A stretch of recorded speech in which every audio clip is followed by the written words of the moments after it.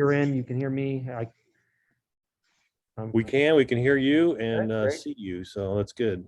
All right. Reminder, when Coach gets done, I have to change locations for DeMonte. So I hope I may get kicked off during that transition, but Ken, if you stay on, everybody else should be. Okay. All right. We're ready.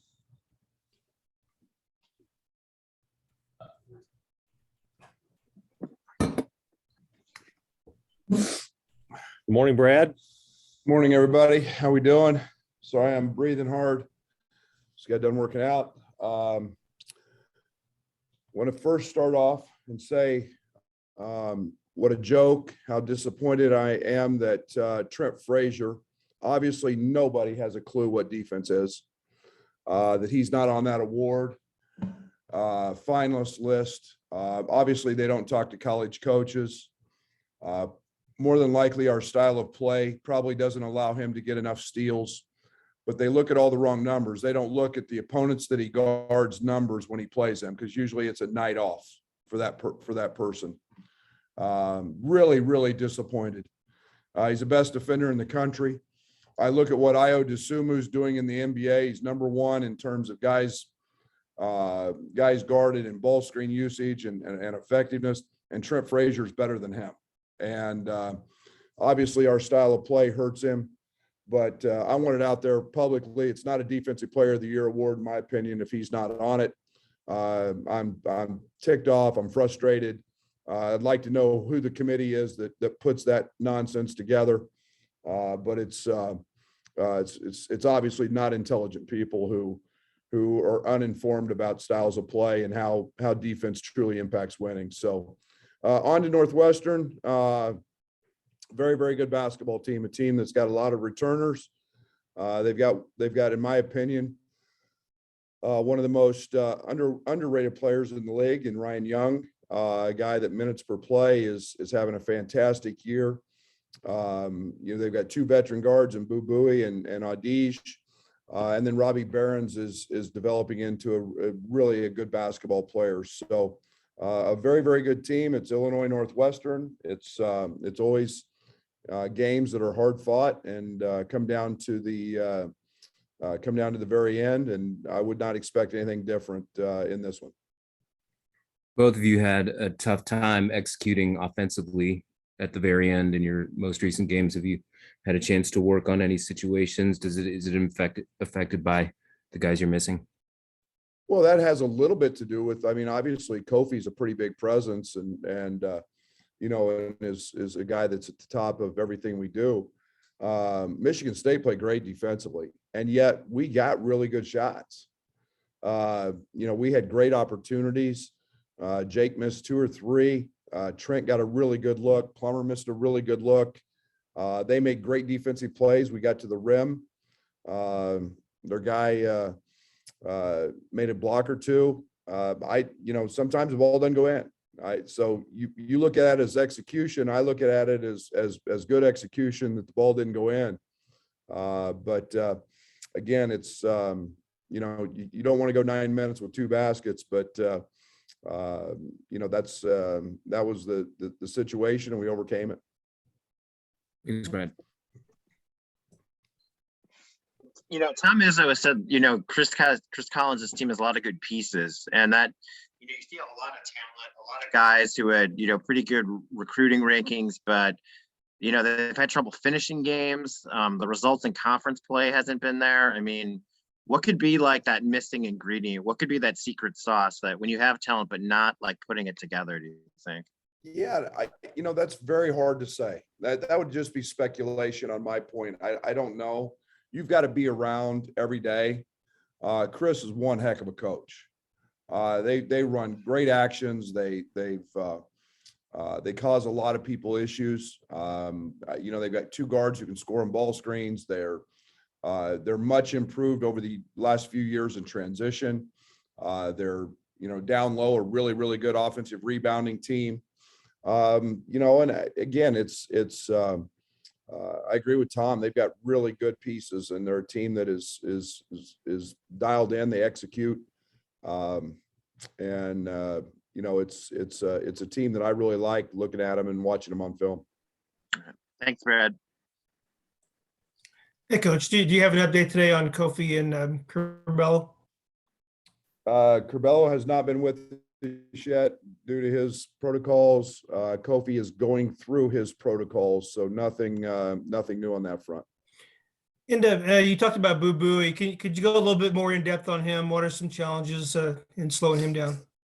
Yeah, he's tremendous in transition. You know, he's got a green light. Chris has given him the opportunity to go score the ball. He's had 30-point games in conference games in his career, but he's very, very effective off of ball screens. He's got great range, and you know, he's added a nice mid-range game, and you know, where he gets downhill and he can put a lot of pressure on bigs with the with Nance and with Young, that he's got two bigs who set great screens and both can shoot it a little bit. So he's turned into a very, very dynamic player in this league.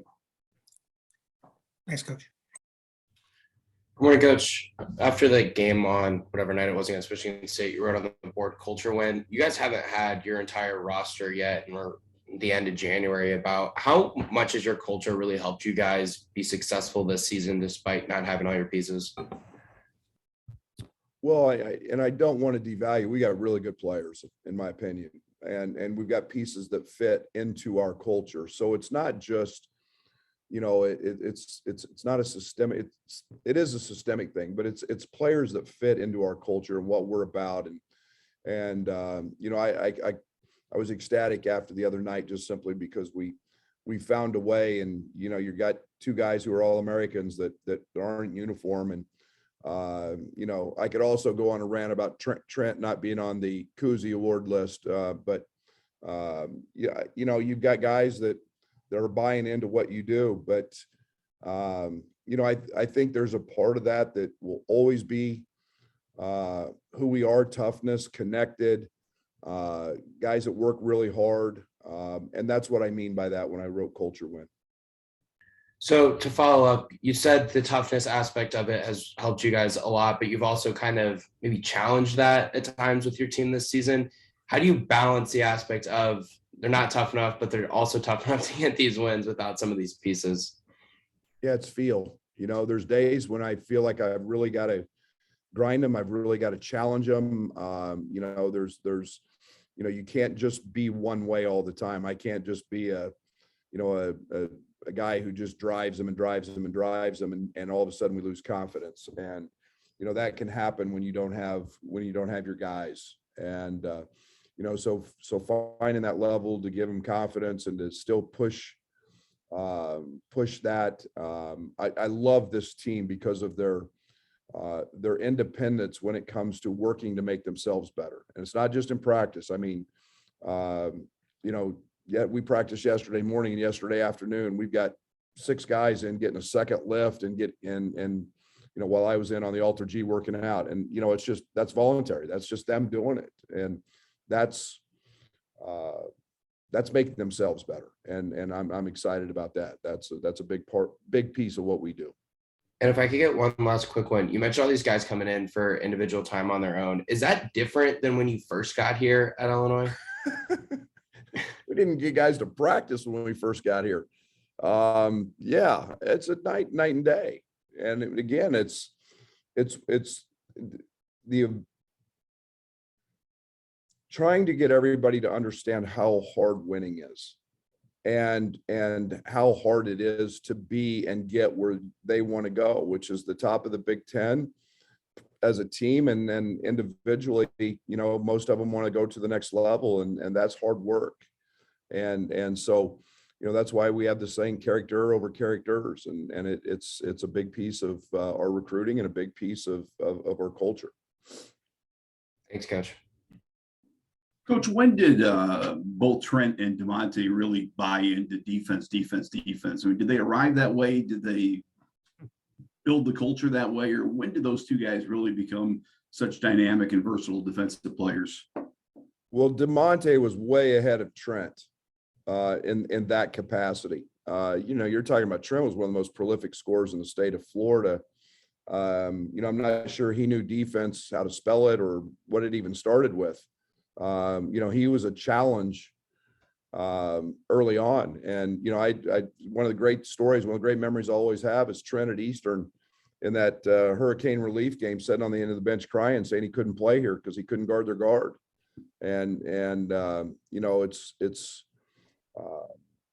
It's understanding what winning takes, and you don't just score balls. You have to guard to win. And it speaks volumes to both those young men's character that winning is first and foremost with them, and they're going to do what it takes. And I know you come on here kind of talking about Trent, but certainly DeMonte's versatility is so overlooked too, isn't it? Defensively.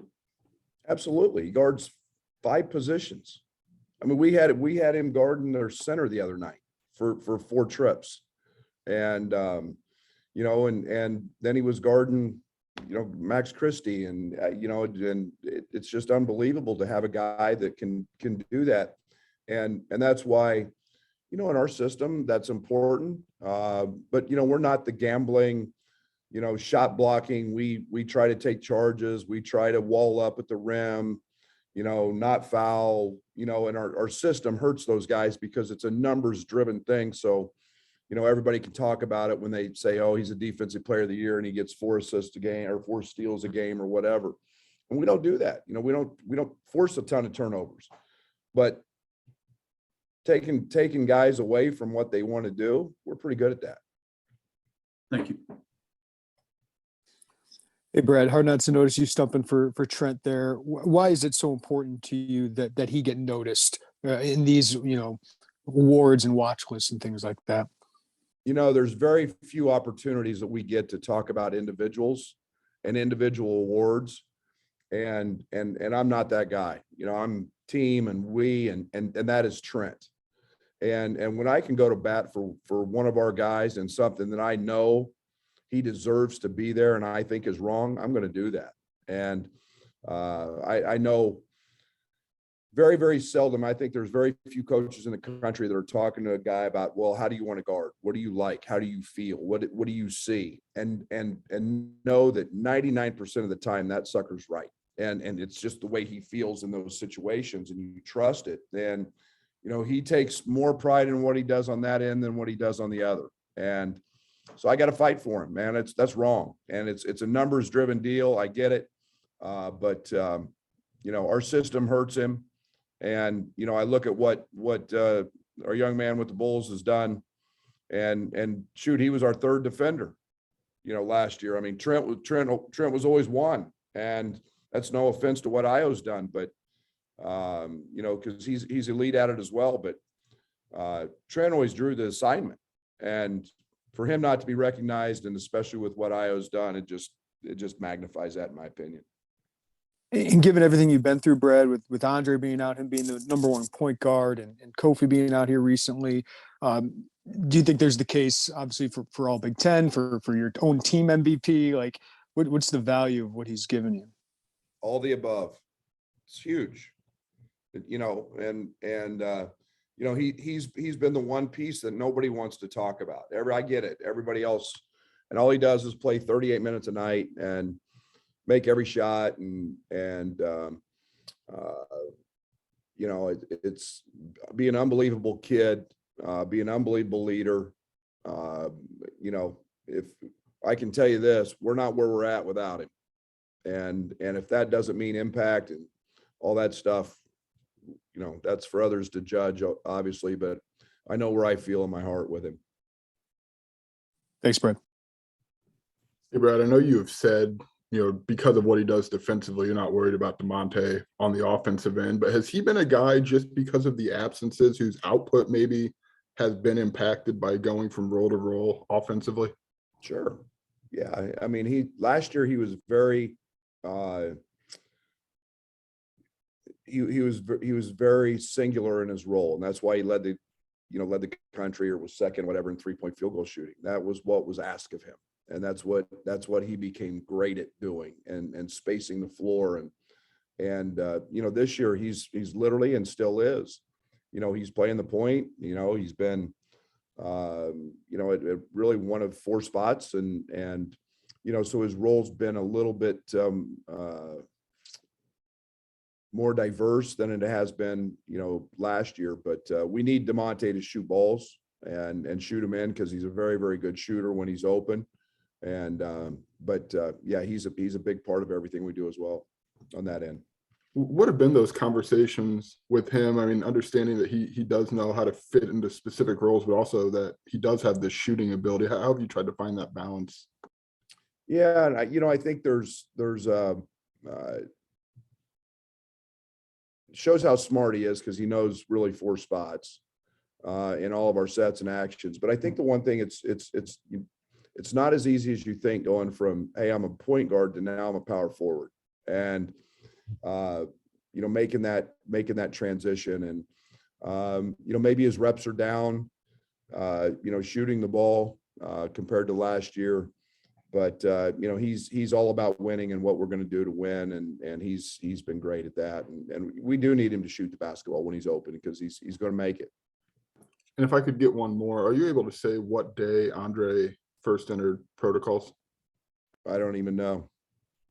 I mean, it's based on symptoms, and I don't even know when his symptoms started. Like I told you guys, I don't ask. So he's not been with us yet because of all that. So whatever days the CDC tells us, I don't even know. So I'd just be speculating. All right, thank you, Brad. Hey, Brad, I had a question for you. I'm sure you guys took a look at the film on that Michigan Northwestern game. Was just curious to know your thoughts on how they battled and how you think that bodes for your matchup tomorrow. They were terrific. I thought that they did an unbelievable job on Hunter. They used a variety of matchups. We know that, their tendency has been to post trap and double. I thought they were very, very dialed in on the offensive end as well. They exploited, certain matchups. They got great play off their bench with Greer, hitting a couple big threes. Yeah, I thought they were dialed in. I thought they had a great game plan. They have multiple guys that, the Williams came in off the bench, undersized, very, very strong. He's got a great lower base. And really did a great job in really single coverage on Hunter. So, I think there's a lot of comparisons in terms of what Michigan has been and us in the past. Now, I don't know what that'll look like, with depending on who we have and what we have. But yeah, they did a great job, and they did a good job of Michigan got a couple threes late, but they were contested, and that was the difference in the game. Hey, Brad, what's the challenge of maybe having to, as you're trying to find ways to win in the Big Ten, and do it though when things are shifting so much from a personnel standpoint? We've probably done more scheming this year than we have in the past. Last year, we've kind of been who we were, and we made small adjustments. This year, it's been more, okay, we don't have Kofi, and or we don't have this. This may be something we're going to have to look at to help protect, without trying to reinvent the wheel, knowing that when we get those guys back, we've got a base in that hasn't changed. And that's probably the hardest part is, it's been more of a game by game strategy than maybe just us continuing to grow with our foundation and play out from there. So, it's been challenging losing, not knowing who we have, and that's kudos to our staff. They've done a great job with that. So how have the players maybe adjusted to that, and also maybe adjusted to, different lineups and different rotations, and maybe not having a consistency, at least, this year? Great so far. Great. You get a Luke Goody stepping up, RJ stepped up, Pajemski, all those guys keep working and doing their job. Obviously the job Ben has done has been, phenomenal. He didn't play hardly at all in 4 games, and now he's a starter. And, Omar's been impacted. His minutes have gone up. So I think everybody's continued and that's what I talk about with our culture. Everybody's continued to work on their game, stay ready, take that opportunity when it's there. And it's helped us, and it's helped them grow as well. Thanks, Brad. Non-basketball question. There's a visitation this afternoon for Associate Vice Chancellor Clarence Shelley, who was for 40 years the guy who recruited Black students and developed Black students at the University of Illinois. I just wonder if you ever had a chance to meet him. I did not. Thanks. Coach, end of game situation seems like it could be big in this game. It had, it's been an issue for Northwestern, and it was almost an issue for you against Michigan State. From a coaching standpoint, is that something that you can impact and that you practice?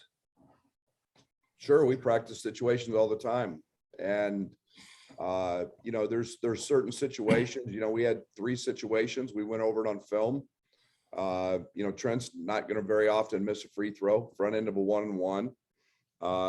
We had the situation that he missed. We talked about what was almost an and 1 and the foul. We talked about the free throw blockouts. We talked about what our scenario is, and we work on it a good amount. If we're up 3, what we like to do in those scenarios. So we talk about them a lot. We show a lot of other teams' situations. There was one happened in the Michigan Northwestern game, free throw blockouts. Michigan didn't block out on missed free throws. Northwestern got 2 opportunities off missed free throws. And so we talk about those things a lot, and knowing that every game, most every game's a 2-possession game. That's the difference between winning and losing. And we don't just talk about them. We have segments in practice, 1-minute games, down 4, a lot of situations. We got one in today. That's a 2-minute game. So it's great to practice those, know where you want, know what you want on a side out of bounds, need a 3, so on and so forth. There's a million of them. You can't get to all of them, but you try to get as many as you can and the most relevant ones. How do you balance wanting to run some time off the clock with still being aggressive and getting a good shot? Personnel. It's more personnel based than anything. I know we were pretty patient at the end of the game. I think we had 12 possessions in the last 9 minutes. So were they. I think the one thing that we tried to do was, make sure the ball was in Trent's hands, know where we were trying to go, with it. And again, Trent very easily could add 10, 12 assists the other night. We missed some really good shots. Plummer got downhill twice. One of them was a great block. The other one, he missed a wide open kick out. We talk about those things, but every situation is different, and you're going to keep the ball in the right guy's hands, stay aggressive, and know that the game's going to be shortened a little bit to try to negate any run that they could go on. Brad, you mentioned Kofi's still in protocol. Has he worked out with you or done anything with you guys yet? That's all part of our protocol. Our protocol is about 10 steps. So the protocol goes from waking up and getting out of bed and how do you feel to finally getting back to full participation. So there's so many processes in there and steps in there that our trainers and doctors have to go through. It's meetings with doctors. It's testing. So I don't even know where he's at in it. So it's based on all of his symptoms, and so he'll take that next step this afternoon. So he hasn't practiced to this point with us. Thanks. Brad, if I could get one more, after Tuesday's performance, especially defensively, is there a case to get Luke more minutes here as the season progresses? Sure. And anything that helps us win. I think that there's a different feel for every game. But yeah, he's a young man that works his tail off and has produced. And I don't go into a game thinking, hey, I'm going to play him or I'm going to play him. It's just kind of a feel by the matchups and how it works. But absolutely, he's been great. And I knew his 3-point shooting, the way Michigan State covered and tried to guard and corral Trent, that he'd get some looks, and he stepped in and knocked him down. And he was great defensively. Thanks, Brad. Thank you. Thanks, Coach. I think it's it.